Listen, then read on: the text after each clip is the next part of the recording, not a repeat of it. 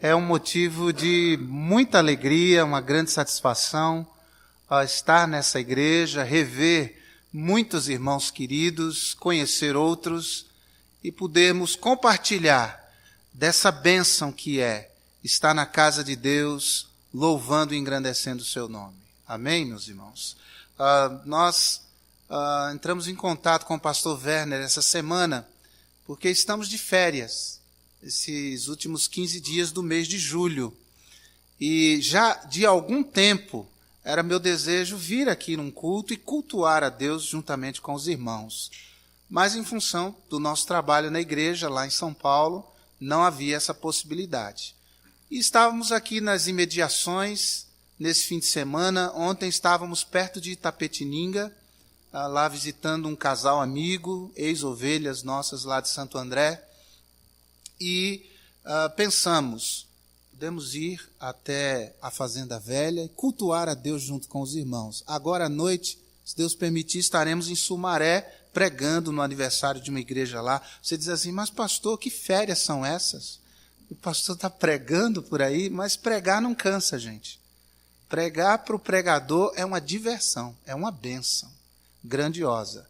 São as ocupações, as preocupações do dia a dia que cansam muitas vezes. Mas Deus renova as nossas forças. Então, entrei em contato com o pastor e disse, eu estarei aí cultuando a Deus com vocês. E aí ele me pegou no laço assim e falou, não, pastor, prega também. Mas a alegria já é estar com os irmãos aqui, cultuando e louvando o nome do Senhor.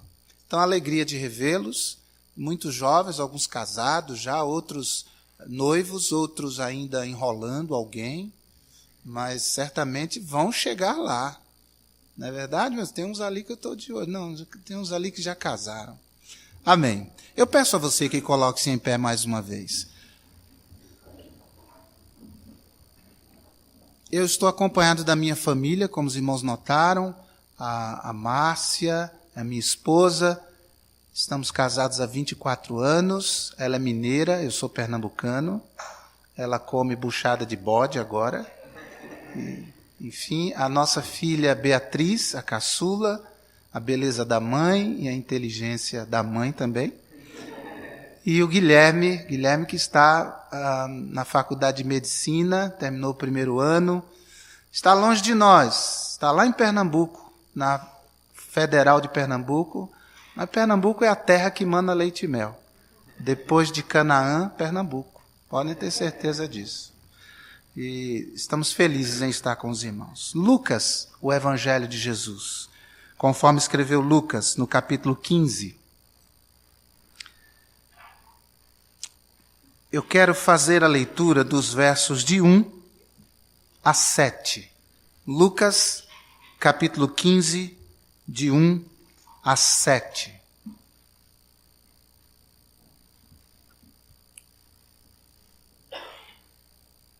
E chegavam a ele todos os publicanos e pecadores para o ouvir. E os fariseus e os escribas murmuravam, dizendo, este recebe pecadores e come com eles. E ele lhes propôs esta parábola, dizendo, que homem dentre vós, tendo 100 ovelhas e perdendo uma delas, não deixa no deserto as 99 e vai após a perdida até que venha a achá-la? E achando-a, a põe sobre os seus ombros, rejubilando. E chegando a casa, convoca os amigos e vizinhos, dizendo-lhes, alegrai-vos comigo, porque já achei a minha ovelha perdida. Digo-vos que assim haverá alegria no céu, por um pecador que se arrepende mais do que por 99 justos que não necessitam de arrependimento. Louvado seja o nome do Senhor. Te damos graças, meu Deus, pela palavra do Senhor, que já foi aberta, exposta na Escola Bíblica Dominical, também ali no trabalho da EBF, e por essa leitura que o Senhor Deus nos abençoe diante dela, falando ao nosso coração, em nome de Jesus. Amém. Podem assentar-se. Sobre pastores e ovelhas. Alguns personagens são marcantes nesse trecho, nesse episódio em que Jesus ensina talvez as 3 parábolas mais conhecidas que o Senhor Jesus ensinou. Mas fora das parábolas, os primeiros personagens citados por Lucas são os publicanos, os fariseus e os escribas. Quem eram esses grupos característicos dos dias de Jesus? A importância de entendermos quem eram para compreendermos a razão pela qual Jesus contou as parábolas da graça. Os publicanos eram judeus que compravam concessões de Roma para terem autoridade e autorização de cobrar impostos do seu próprio povo. Então eles compravam essa concessão, compravam essa autorização e cobravam impostos pesados do seu próprio povo. Muitos desses impostos eram cobrados indevidamente. E a razão porque os judeus, de modo geral, odiavam os publicanos, os viam como traidores do seu próprio povo que estava debaixo do jugo da escravidão do Império Romano. O segundo grupo são os fariseus. Quem eram esse povo? Era um partido político, religioso daqueles dias. Eram os homens responsáveis por transmitir os ensinos da lei de Moisés e também da própria tradição farisaica para o povo. O ambiente em que esses fariseus tinham maior destaque era a sinagoga, que eram locais de ensino da lei espalhados pela Palestina nos dias de Jesus. Havia uma cortina que separava homens de mulheres, e do lado dos homens, os fariseus expunham a lei, ensinavam a sua tradição, e as mulheres do outro lado da cortina ouviam, aprendendo o que aqueles religiosos ensinavam. O terceiro grupo, os escribas. E os escribas eram os copistas da lei. Eles faziam as cópias dos manuscritos antigos para disponibilizá-la basicamente nas sinagogas. Então esses homens, a peculiaridade deles é que eles eram profundos conhecedores da letra. Eles conheciam as minúcias da lei, eles conheciam as vírgulas de tanto copiarem as escrituras. Por isso eram pessoas respeitadíssimas ao lado dos fariseus e dos saduceus. Há uma peculiaridade dos fariseus, os eruditos dizem que eles se vestiam de branco. Essa era a indumentária característica desses religiosos. E eles tinham, portanto, destaque nos cultos, no templo, assentavam-se nos primeiros bancos, eram notados. E os estudiosos dizem que eles tinham um jeito próprio de falar, meio que tremendo a voz, mais ou menos assim. Eles tremiam a voz. E isso era uma forma de demonstrar piedade. Tudo fingimento. Tudo mentira. Hipócritas de marca maior. Mas esses 3 grupos chamam a nossa atenção. Mas ainda há um outro grupo que é citado aqui, no versículo 1, que são os pecadores. E quem eram os pecadores? Para o povo daquela época, pecadores se enquadravam dentro de 3 categorias. Pecados morais, étnicos e também físicos. Era chamado de pecador uma pessoa que nascia com alguma deficiência física. Eles diziam, é pecador. Fez algo errado e Deus lhe deu essa doença. Os seus familiares fizeram algo de errado e para castigá-los, Deus lhes deu um filho ou uma filha deficientes, cegos, coxos, ou no caso dos leprosos. Esses eram chamados de pecadores por causa de algo físico. na questão étnica, eram os gentios, ou seja, não judeus, os samaritanos, odiados por aquele povo. Então eles eram chamados de pecadores. Mas também aqueles por causa de questões morais, as prostitutas, por exemplo, eram chamados de pecadores. Os adúlteros, os efeminados, pecadores. Veja que esse tipo de gente que vem até Jesus, despertando a censura dos escribas e dos fariseus. Ele come, ele bebe, ele tem contato, ele recebe pecadores e publicanos e os tem consigo. E aí Jesus, para ensinar a esses religiosos, conta essas parábolas da graça. Mas eu quero me ater apenas à primeira, que fala da ovelha perdida e do pastor que a procura. A palavra de Deus nos chama de ovelhas, ovelhas do pasto do Senhor. Não é isso no Salmo 100, versículo 3? Porque somos povo seu e ovelhas do seu pasto. O Senhor Jesus, em Mateus capítulo 9, vê as multidões e as compara como ovelhas que não têm pastor. Antes de Cristo, nós estávamos desgarrados como ovelhas sem pastor.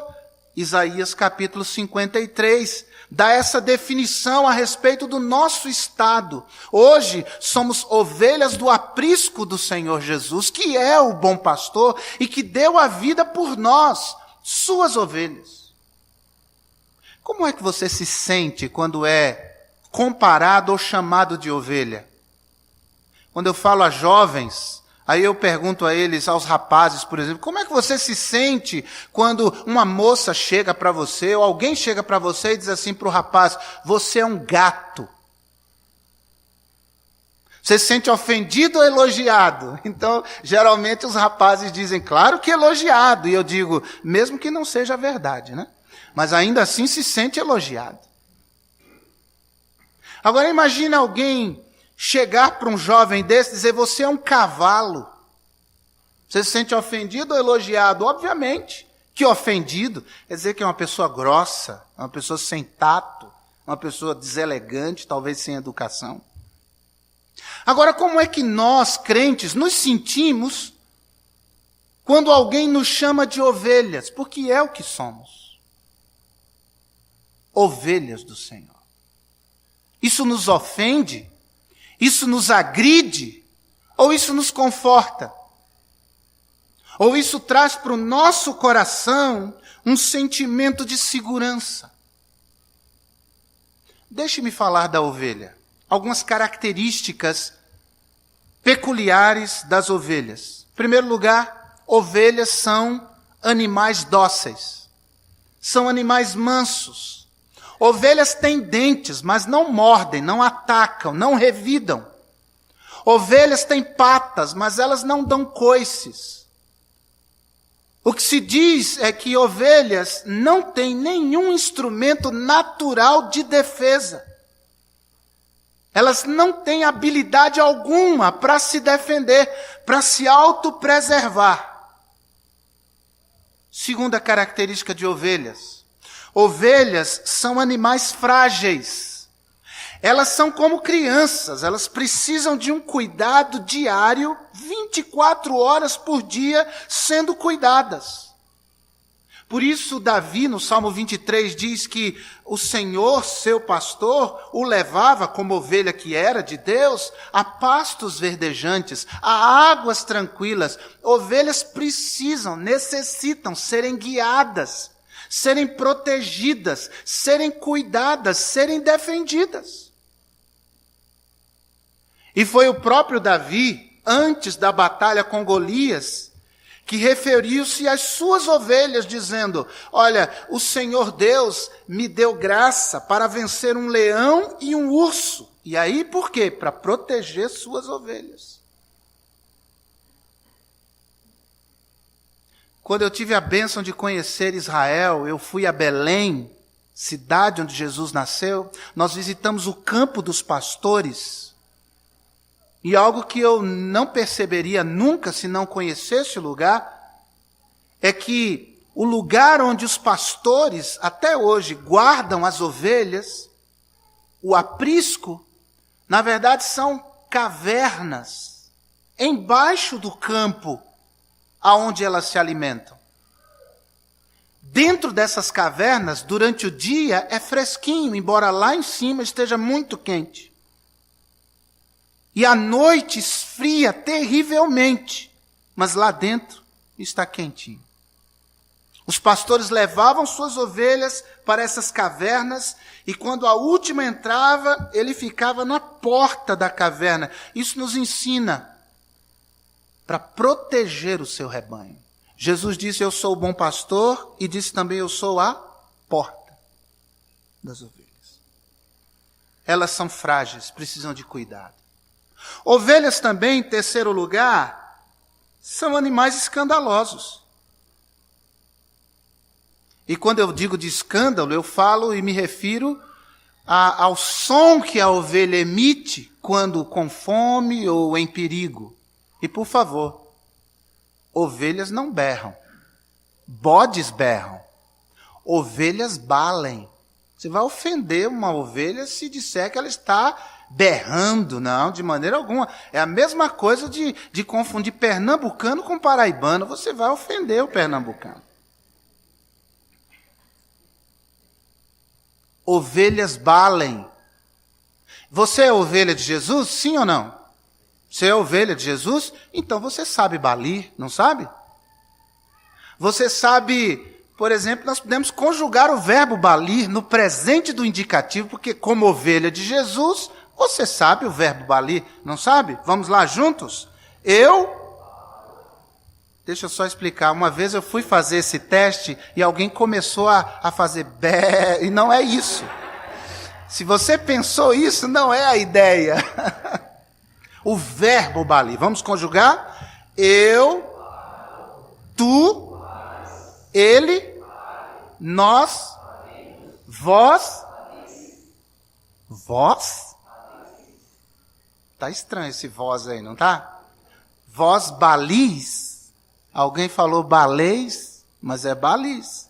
Eles, vamos de novo. Eu, tu, eles, nós, vós, eles balem. Oh, parabéns, ovelhas de Jesus.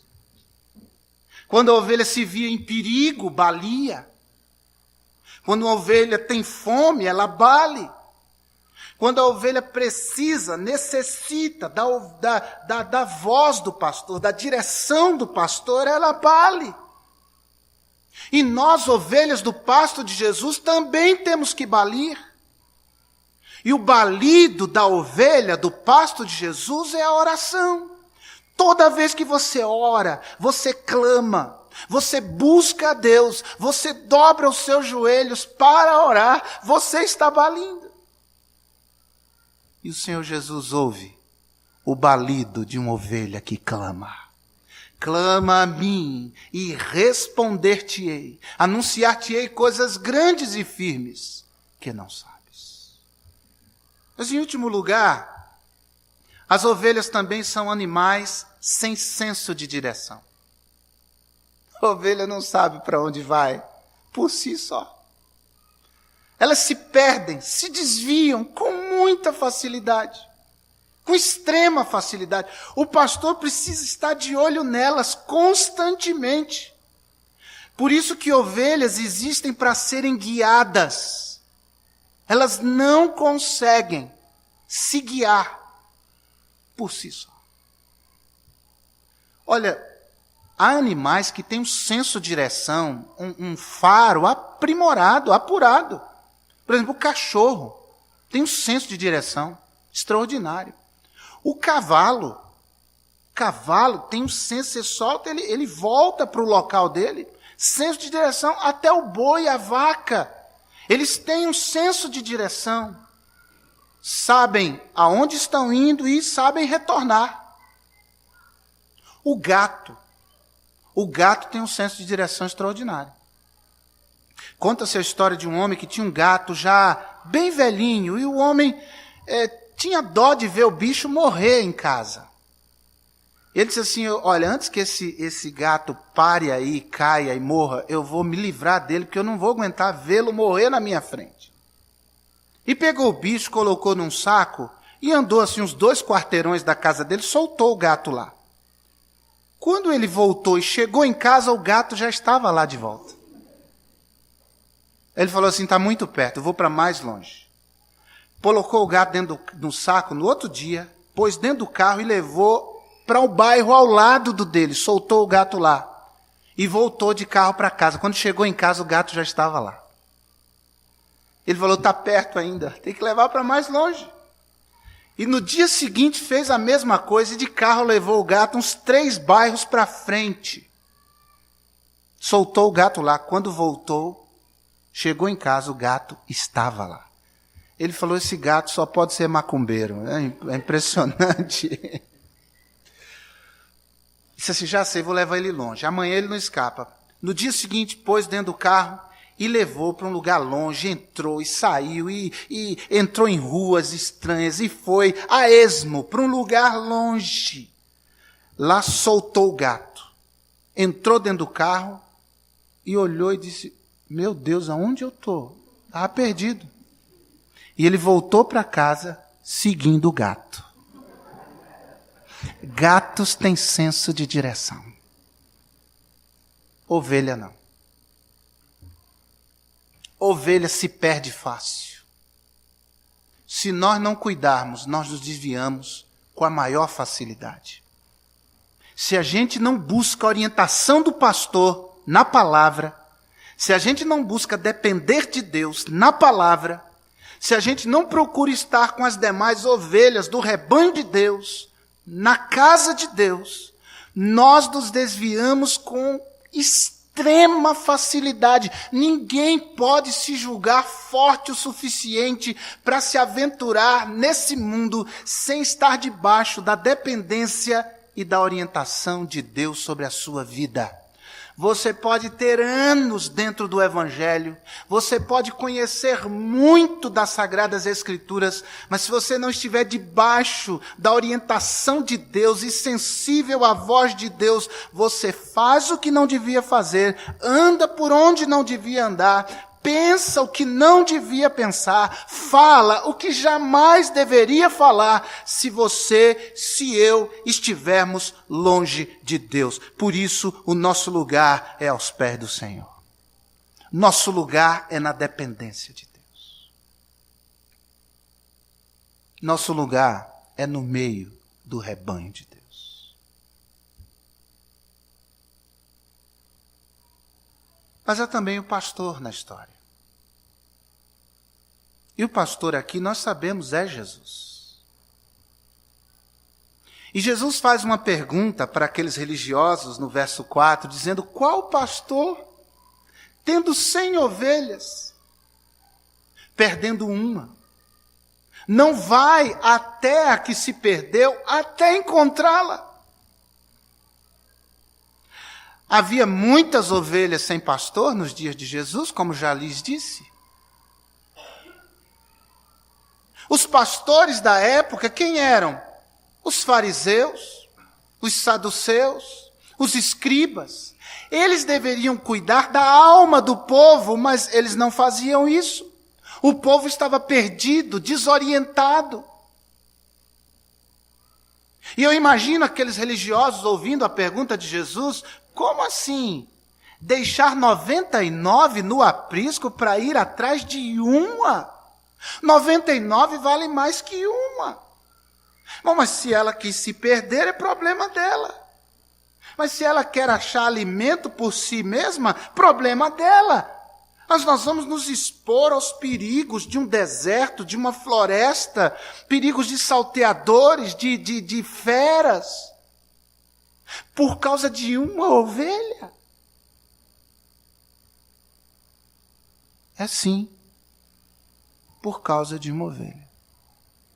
E o Senhor Jesus nos ensina pelo menos 3 verdades importantíssimas sobre o relacionamento que Ele tem conosco, ou o relacionamento que Ele quer ter conosco diariamente, Ele como bom pastor e nós como suas ovelhas. Em primeiro lugar, Jesus ensina que Ele nos trata individualmente. Você pode repetir isso comigo? Jesus ensina que Ele nos trata individualmente. Há 99 lá, mas Jesus vai atrás de uma. É isso que Ele quer nos ensinar. Porque para Jesus 99 são importantes, mas aquela é importante. Para Jesus, você é importante. Eu olho para esse auditório bonito e vejo um auditório bonito. Jesus olha para esse auditório bonito e Ele vê você.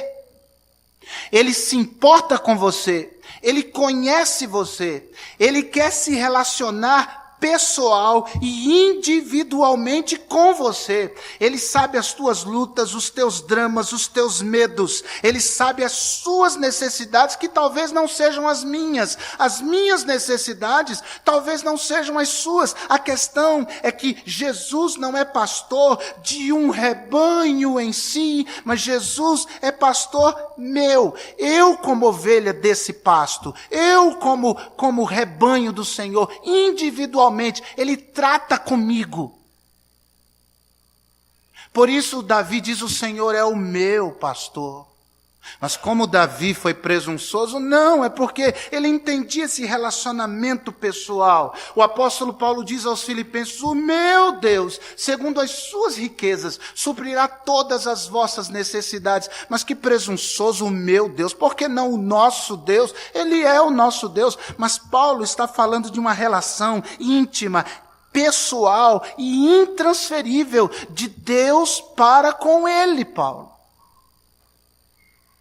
E Jesus quer ter um relacionamento assim conosco, irmãos. Ele nos trata desta maneira. Para Jesus nós não somos um número, para Jesus nós somos um indivíduo que importa, que tem valor, e Ele deseja falar conosco. Ao longo da palavra de Deus, Ele se mostra esse Deus pessoal. Ele é Deus de Abraão, de Isaque, de Jacó.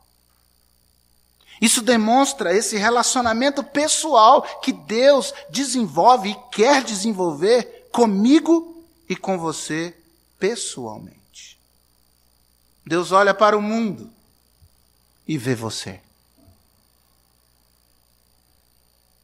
Segunda lição que Jesus ensina que sente muito quando nós nos desgarramos.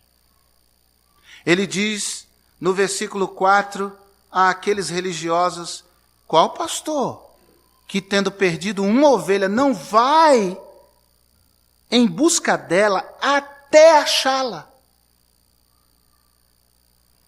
Ele se importa quando nós nos desviamos, graças a Deus.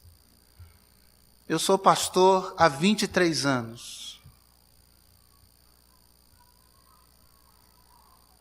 E pode ser que eu tenha esquecido de alguma ovelha que se desgarrou. Pode ser que eu venha a ser displicente em não ir em busca da ovelha que se desgarrou. Porque sou falho, sou pecador, sou limitado. Mas Jesus nunca deixará de ir em busca de uma ovelha sua que se desgarrou. Louvado seja o seu nome. Ele se importa, ele sente, ele não fica feliz em ter 99 somente. Há aquela que se desgarrou e ele vai incansavelmente em busca dessa ovelha até encontrá-la.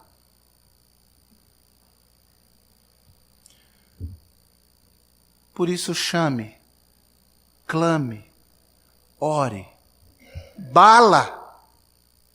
Em nome de Jesus, bala. Clame, busque. Porque Jesus está à sua procura. Talvez tenha gente aqui hoje, desgarrado, distante, longe. Jesus está à sua procura. Ele está em busca de você. Talvez haja alguém aqui que ainda não conhece esse Jesus que ama, que cuida, que protege, que se importa, que sente. Pois Jesus está à sua procura e Ele marcou esse encontro com você hoje aqui. Ele quer te encontrar, Ele quer te resgatar, Ele quer te levar para o aprisco, para estar no meio de outras ovelhas. E a última lição é a que diz que Jesus ensina que para Ele a alegria do encontro é maior do que a tristeza da perda. Os versos 5 e 6 dizem que o pastor encontra a ovelha e ele volta para casa rejubilando. Ele volta para casa alegre, feliz da vida, porque ele encontrou a ovelha perdida. Eu acho isso lindo, porque ele não só está alegre, mas o texto diz que ele quer alegrar-se com outras pessoas e ele convida vizinhos, amigos, parentes, quem sabe. E ele dá uma festa para celebrar o encontro de uma ovelha que se perdeu e foi achada. Agora, meus irmãos, quanto custa uma ovelha? O quanto esse pastor deve ter gasto para dar uma festa com convidados para celebrar o encontro de uma ovelha perdida? Eu acredito que muito mais ele gastou para dar a festa do que a ovelha valia de fato. Mas é isso que Jesus quer dizer. É que nós valemos mais que o mundo inteiro. Há um hineto que diz: eu nunca saberei o preço dos meus pecados lá na cruz. Eu acredito que nós sabemos. 1 de Pedro, capítulo 1, versículo 18 e 19, diz que não foi por coisas corruptíveis como prata e ouro que fomos resgatados da nossa vã maneira de viver, mas com o precioso sangue de Jesus. Então nós sabemos o preço, o sangue de Jesus. Ele deu a sua vida. Mas, meus queridos, eu não valho tanto assim. Para que Jesus tenha me amado, tenha encarnado, tenha sofrido, tenha morrido naquela cruz, derramando o seu sangue por mim, eu não valho tanto assim. Isaías vai dizer no capítulo 41 que nós valemos menos que nada. E ainda assim, Jesus deu a sua vida na cruz por amor a nós, ovelhas. E ele diz que há alegria no céu quando um pecador se arrepende. Nosso Deus é um Deus festeiro. Nosso Deus faz festa toda vez que nós balimos, clamando por sua ajuda. Toda vez que balimos, confessando um pecado.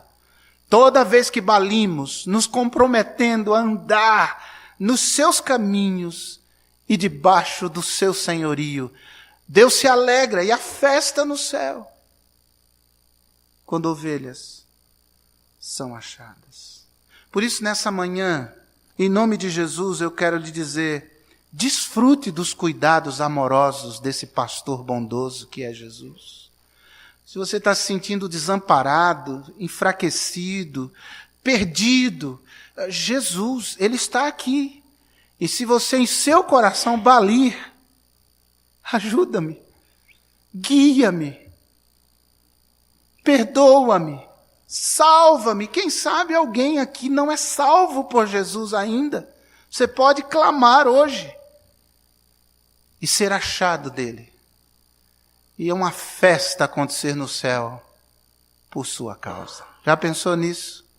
Que Deus nos ajude, que Deus nos abençoe, que Ele tenha misericórdia de nós e que nós nos deixemos pastorear por esse pastor que é tão bom e que quer o bem para todos nós e que nós nos deliciemos debaixo da sua proteção, do seu senhorio, do seu pastoreio. Que Deus nos abençoe. Amém.